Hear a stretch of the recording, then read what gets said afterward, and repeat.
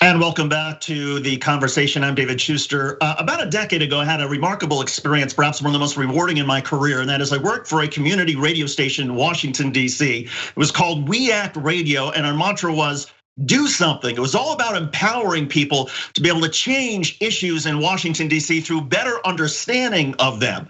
Well, fast forward to today, and I'm super excited to be talking to Craig Garivey.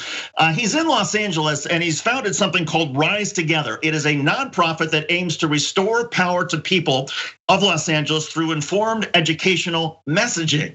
Sound familiar, right? Wow, this is amazing stuff. Craig, thanks for joining us. We appreciate it. Thank you so much for having me, David. It's delightful. So Craig, tell me, first of all, what prompted you to do this? I have a long history of being involved with nonprofits, and in my day job, I focus on the strategy that's needed to help create a better world, to reverse engineer solutions for major corporations and high-profile individuals, and that all coalesced into the fact that LA can feel like it's sliding off of a cliff into an abyss with so many crises, and so I decided that I had to do something about it.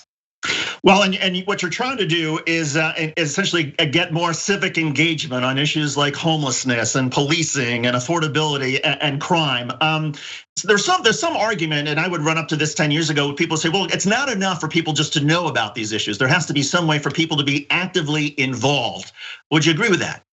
Yeah, absolutely. But there's no way for people to be actively involved if they don't know about these issues. It comes down to the fact that Lagos, Nigeria has a higher voter participation rate than Los Angeles. That's unacceptable. And people don't participate because they don't believe that anything's ever gonna change if they do. So we've got to change that belief first. We have to convince the people of LA and of every city in this country that things can change when they take action. They have to believe in change before we can even talk about what actions we want them to take. And to get people's attention, you have a series of billboards that have been up across Los Angeles. Tell me a little bit about the billboard messaging and effort that you've undertaken. Absolutely. Well, one of the things we've noticed is that people can feel overwhelmed by the crises that confront them. Homelessness is out of control. Affordability is intolerable. Crime is skyrocketing. But giving them facts, real facts that they can talk about, helps anchor them. It helps them feel less overwhelmed and more like, okay, now I really want to do something about it. So we're running billboards, digital, social, direct mail, email to get people engaged, signing up for our grassroots movement to change the city. It's a fact, along with the important tagline, it doesn't have to be this way. We've got to convince people that it doesn't have to be this way. They don't have to be overwhelmed. They just need to believe that change is possible. And then the rest is a simple walk after that. And what's been the response to it doesn't have to be this way? How much traffic, how much attention are you getting from people who first hear about you or see you because of the billboards? A lot. The answer is it feels like we've tapped into a well of discontent with hope and optimism. People want to believe that something better is possible. And so we've signed up thousands of people for our movement in just the first 2 weeks. We reached tens of thousands of people. We've got a 6-month campaign with our goal of signing up 200,000 people in LA to become the largest grassroots movement in the city of everyday Angelinos. And people really do want to believe that it doesn't have to be this way. And they are thrilled and embracing and throwing all kinds of events and outreach. And so we're thrilled with the growth and the reach.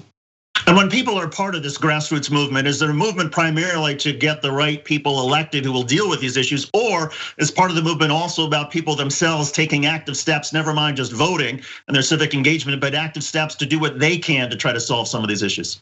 Absolutely. We say we're here to meet everyone with whatever level of commitment they're ready to do. The answer is so few people vote in Los Angeles. 95% of the city's population didn't vote for the current mayor. That's unacceptable. So voting is the first step. Informed voting is the first step. But for people who want to do more, we have so many options. Rallies and community engagements and all of these different opportunities between now and our upcoming municipal elections, where we do have the opportunity to change the tide in the city, including, yes, the types of city leaders that we want in office. I remember somebody years ago in Washington, D.C. telling me, look, an issue like crime is so complex to solve that we should just give up on everybody except the youngest generation and focus strictly on them. But I've also heard the other side of the coin that no, it's actually not as complicated as we like to make it seem. Where do you come down on this? It is not as complicated as we like to make it seem. And I mean this in the nicest possible way, but the city leadership of Los Angeles like to make it seem complicated because they've all been in office for over 20 years. Some of them have been in office longer than I've been alive.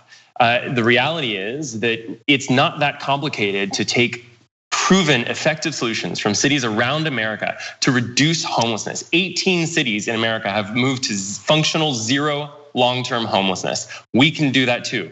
There are cities across America that are putting into place regulations that reduce crime, that bring affordability. It's actually very simple.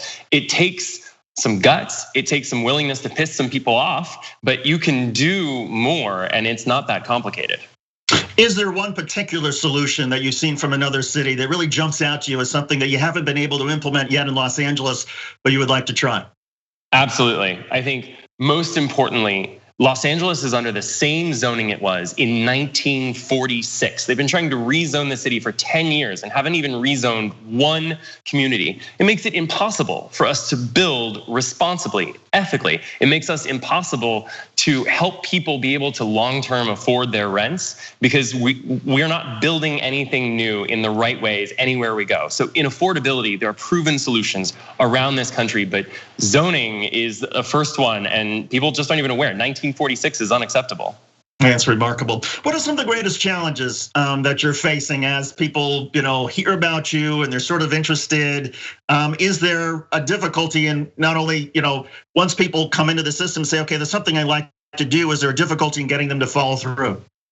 There are a lot of enthusiastic people who have never been involved in politics who are signing up for movement, and that's great. For people who are aware of the things that are going on in the city, there is a lot of skepticism. They have been burned so many times by leaders simply not showing up with promises. There's a lot of people who accuse us of being a front for someone, and the reality is we're funded by everyday people who give $25 or $2,500. And so overcoming that skepticism is important, but really the biggest challenge is just reaching as many people as possible in a far-flung metropolis. We need and continue to raise more resources every day to get the word out, to get people engaged and sharing our message. And that's the biggest challenge, but it's also a good one because it's solvable. You mentioned the level of distrust that exists in so many areas of Los Angeles and many big cities. And a lot of that, of course, is in the minority areas, Hispanic areas, African Americans who have long been burned, for example, by police or felt like they don't get a fair shake. What do you say to somebody who comes to you and says, look, I agree that there's something we need to do about crime and policing, but I'm frustrated because I've worked my entire life and nothing has changed? That's exactly what we're confronted with in Los Angeles. People believe that nothing's ever going to change, but we have a unique opportunity that is unprecedented in American history here in LA coming into 2022. Because of a date change in election, instead of 400,000 people voting in a city of 4 million, 1.2 million people will be voting for the 800,000 of them for the first time in their lives.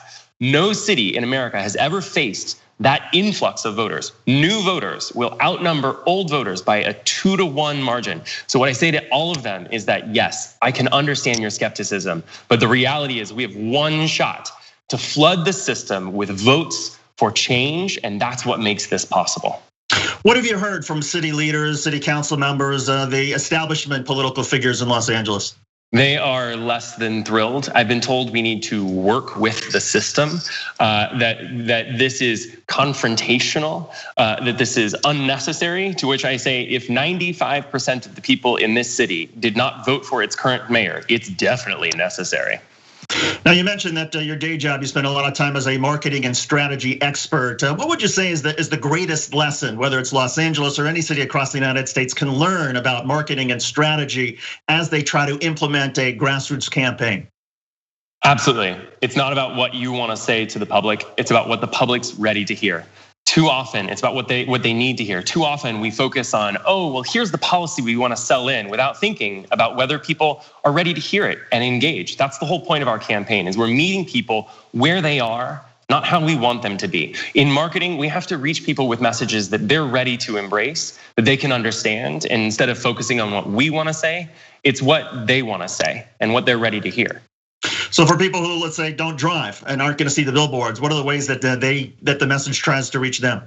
Absolutely. We're across every channel, not just billboards. So social at Rise Together LA on every social media outlet, digital advertising, and they can sign up by email at risetogether.la. So we're aiming to sign up 200,000 people by this November to create the largest movement to bring change in the city. So all kinds of ways to sign up on social, on our website, everywhere.